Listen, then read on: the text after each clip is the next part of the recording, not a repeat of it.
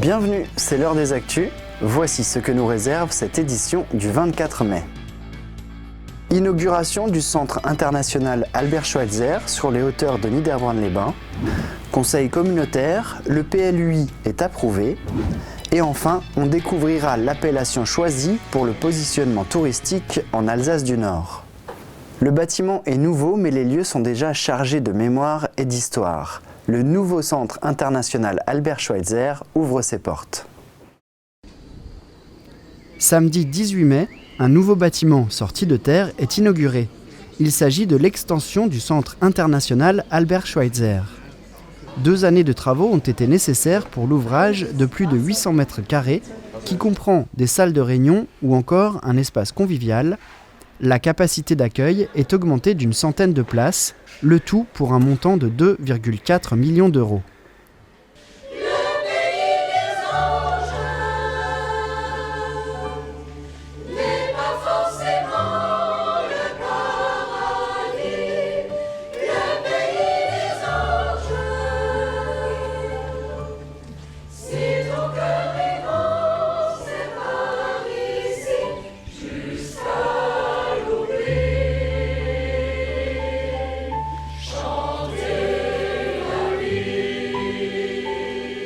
Le Volksbund, association qui entretient les cimetières militaires allemands, avait décidé de faire cette réalisation en 2013, année des 50 ans du traité de l'Élysée.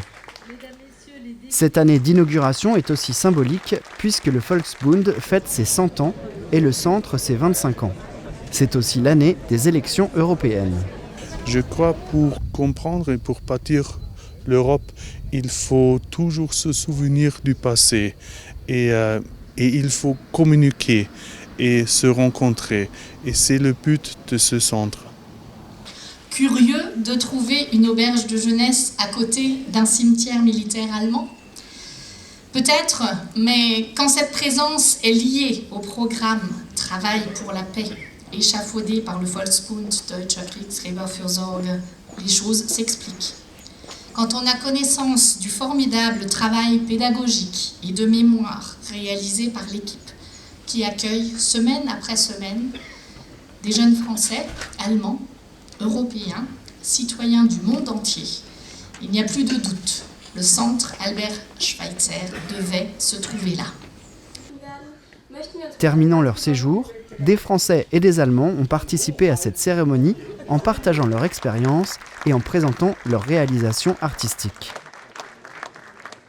Et nous avons appris que le plus important n'était pas d'être français ou allemand, mais de se comporter humainement les uns avec les autres. Et ici, c'est aussi un endroit de réconciliation. Et la réconciliation, ça ne passe pas une fois. Il faut toujours répéter ces actes de réconciliation et les jeunes le font parfaitement. 1, 2, 3.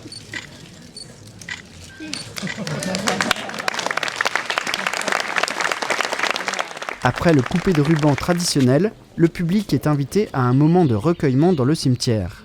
Aussi aux morts des guerres et des conflits actuels. La cérémonie s'achève avec dépôt de gerbes et les invités peuvent déposer des roses sur les tombes de soldats.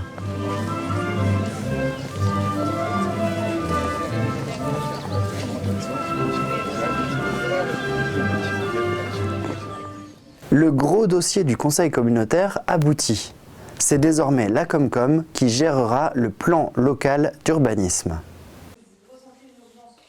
À l'ordre du jour du Conseil communautaire, ce lundi 20 mai au Moulin Neuf, l'heure est à l'approbation du PLUI. Pour rappel, le PLUI est un document d'urbanisme sur l'aménagement et le développement du territoire pour les années à venir, qui fixe les règles relatives à l'utilisation et l'occupation des sols. Le 14 décembre 2015, les membres du Conseil communautaire avaient donné le départ pour le plan local d'urbanisme intercommunal. Et c'est depuis cette date-là que nous avons commencé à réfléchir PLUI, à rentrer dans les discussions et déjà dans la concertation. Troisième étape, un peu plus loin. Rappelez-vous, le 29 mai 2017, on a défini les grandes orientations de ce PLUI, c'est-à-dire les grands principes que nous souhaitons appliquer à l'ensemble de notre territoire en matière d'urbanisme. C'est ce qu'on appelle le PADD, Plan d'aménagement et de développement durable. Il tourne autour de plusieurs domaines, le tourisme, l'agriculture ou le patrimoine bâti. Ensuite, de nombreuses réunions publiques ont été tenues dans les communes du secteur afin de présenter le projet et de répondre aux questions de la population. Des permanences ont aussi été mises en place fin 2018 au siège de la Comcom à Reichshofen, Merzwiller et Hofwiller. Le premier objectif qu'on s'est fixé, et j'insiste vraiment, c'est l'ultra concertation.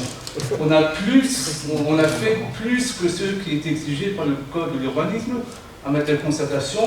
Lors de ces nombreux échanges, pas moins de 78 remarques ou demandes ont été formulées concernant le PLUI. Pêle-mêle, on peut noter des demandes pour intégrer un terrain en zone constructible, pour réaliser un hangar, une micro-éolienne ou encore un abri de jardin, mais aussi des demandes d'extension, de classement ou de changement de zone. Au Winstein, de nombreuses remarques concernent la préservation de la configuration actuelle de la commune.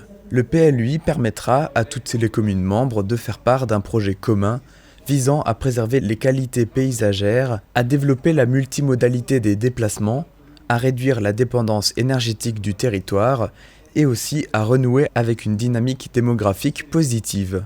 À l'issue de la présentation, le conseil communautaire finalise la mise en place du PLUI. Il sera affiché pendant 1 mois au siège de la Comcom et dans les communes. Il s'appliquera dès le début du mois de janvier prochain. La dernière édition des flâneries a mal commencé. Après avoir pris l'eau le matin, l'après-midi ensoleillé a, comme on dit, sauvé les meubles. Tout autour du plan d'eau, il y avait des produits du terroir, des animations comme cette simulation de pêche sur écran ou encore ces bateaux miniatures.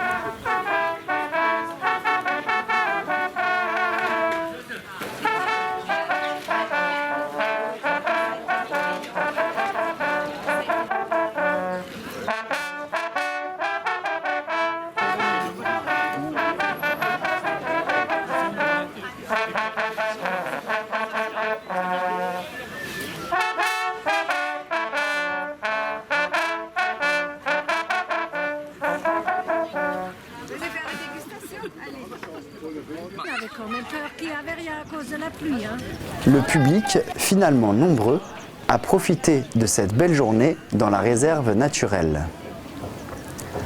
Le tourisme devient une compétence intercommunale. Les 4 intercommunalités travaillent ensemble pour concevoir une stratégie de développement. Présentation des résultats d'études. Le futur office de tourisme intercommunal se dessine. Réunis à l'espace cuirassier de Reichshofen, les conseillers communautaires des 4 Comcom concernés écoutent attentivement les avancées du projet. Les résultats des études de positionnement et de marketing sont présentés. Cela permettra de communiquer sur une destination touristique forte et d'augmenter la notoriété du territoire. C'est bien sûr faire connaître les atouts du territoire. Pour réaliser cette étude, les enquêteurs ont découvert le secteur dans la peau de simples touristes. Alors effectivement, ça demande toujours dans la première phase, qui est une phase de diagnostic, de s'imprégner du territoire, de le comprendre dans sa finesse. Donc on a rencontré évidemment beaucoup de personnes, on les a interrogées, on a visité nous-mêmes, on a pris la posture tout simplement d'un touriste lambda pour justement essayer de voir certaines choses que peut-être si on s'affichait comme étant la consultante qui va travailler sur le sujet, les choses auraient été peut-être un petit peu moins fraîches et spontanées. Donc on a visité, tout ça s'est passé au mois de septembre. L'organisation et le statut de la future office de tourisme intercommunal se dévoilent, mais la soirée a surtout permis de faire l'analyse du type de tourisme possible et proposé. On cherche des sentiers de randonnée, on cherche à faire du cyclo, du vélo. La demande elle est forte aujourd'hui pour des activités de pleine nature. Selon l'étude, ce que les touristes expriment, c'est un manque de visibilité et de lisibilité, mais un territoire préservé. Les spécificités caractéristiques sont entre autres le grès rose, le côté festif, les savoir-faire et le thermalisme. Tout n'est pas évoqué, mais les avantages et les faiblesses sont bien identifiés. Le positionnement, ce vers quoi on s'est dirigé, en fait, on s'est rendu compte que c'est un morceau d'Alsace très méconnu. Et pourtant, c'est bien l'Alsace. On a vraiment tous les ingrédients de l'Alsace, finalement. En revanche, il y a des spécificités, des singularités. On a estimé que c'était une Alsace plus verte qu'ailleurs. On est au cœur, en tout cas sur une frange du parc naturel régional des Vosges du Nord. Donc ce massif des Vosges, évidemment, il est très prégnant. Et ce côté vert, on le retrouve dans les paysages, la nature, les activités. Les gens qui viennent ici, ils viennent randonner avant tout. Mais il y a aussi du thermalisme, donc beaucoup de propositions autour du bien-être. Et donc ce sera l'Alsace verte. L'Alsace ayant une notoriété internationale forte, elle devait être présente dans l'appellation. L'Alsace verte se déclinera sur un maximum de supports de communication. Son logo a été présenté dans un second temps. Les élus devront se prononcer sur cette proposition au mois de juin, puis d'autres temps de partage seront organisés avec les acteurs du tourisme pour qu'ils s'approprient l'Alsace verte. Ne manquez pas la préparation du Winds Orchestra dans l'interview de la semaine. Puis on reviendra en images sur la cyclo-gourmande. Passez une bonne semaine.